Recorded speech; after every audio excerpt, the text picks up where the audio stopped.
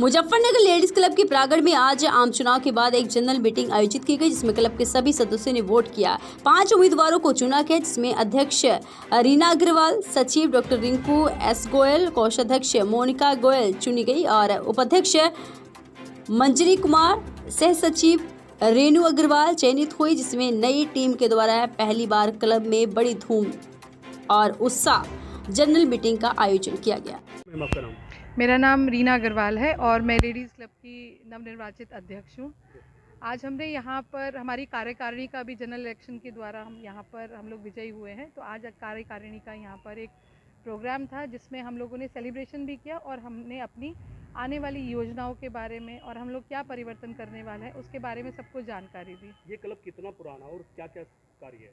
ये हम लोग के 90 साल हो गए। 1934 में ये क्लब बनाया गया था। जैना देवी जी और श्रीमती निर्मला हालदार जी ने बनाया था और समाज की महिलाओं को आगे लाने के लिए और उनके लिए अच्छे अच्छे कार्य करने के लिए सिलाई प्रशिक्षण था, कला नृत्य केंद्र था और तभी यह बाल मंदिर की स्थापना की गई थी। तो समाज में महिलाएं जिससे कि प्रशिक्षित हों, आगे आएँ, उसके लिए इस क्लब की स्थापना की गई थी। देश सेवा भी इस क्लब ने की है, अपने गहने बेचे महिलाओं ने देश सेवा के लिए।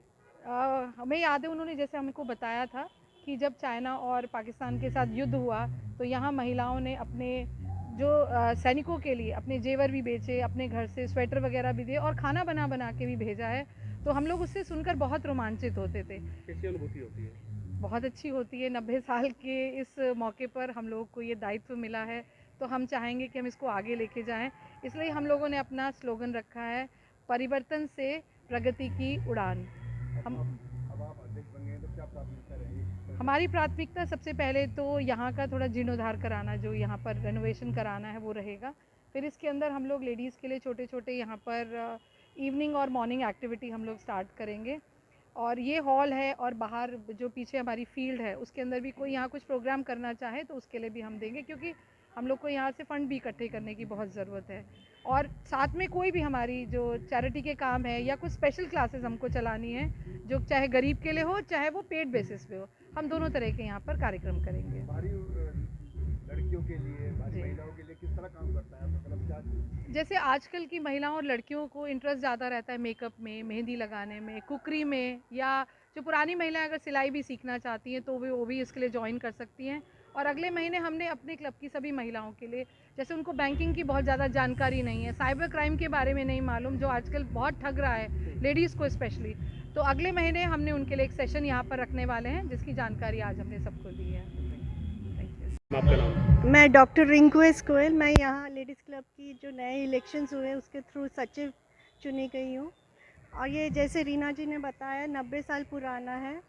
और आज हमने एक घोषणा भी की थी, जो हमारे क्लब में 75 ईयर्स से 75 साल से बड़ी उम्र की औरतें हैं, तो वो मतलब कि उनके लिए निःशुल्क हो जाएगा, ईयरली ड्यूज़ नहीं होंगे। तो हम खुद हैरान हो गए, कम से कम ऐसी 7 लेडीज़ थी।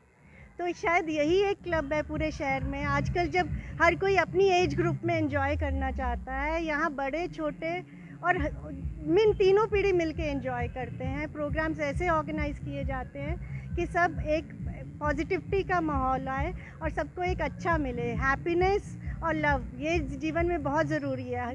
रोज़ सुबह हम लोग स्लोगन्स पढ़ते हैं, गुड मॉर्निंग मैसेजेस, दोस्त बनाइए दोस्त बनाइए। तो ये क्लब इसी का है मिसाल। और एक हम बाल मंदिर स्कूल यहाँ चला रहे हैं पिछले 12 सालों से निःशुल्क। मैं शायद रीना जी भी और मैं भी बहुत संस्थाओं से जुड़े हुए हैं, लेकिन I think this is the only thing जो एक प्रोजेक्ट है जो एक्चुअली में चल रहा है और बहुत शांति से। इसका कोई हाइप नहीं है, लेकिन बहुत शांति से 100 बच्चे हम हर साल पढ़ा रहे हैं और ये LKG से 5वीं कक्षा तक है। तो आज नया बहुत जोश है, कोशिश है, जिस उम्मीद से सबने हमें सिलेक्ट किया है, वोटिंग दिया है, तो हम उन पे पूरा उतरे और उनकी उम्मीदों को पूरा कर सकें। धन्यवाद। मैसेज यही है, जी और जीने दो, सब मिले, खुशी रहे और समाज में अच्छापन लाए।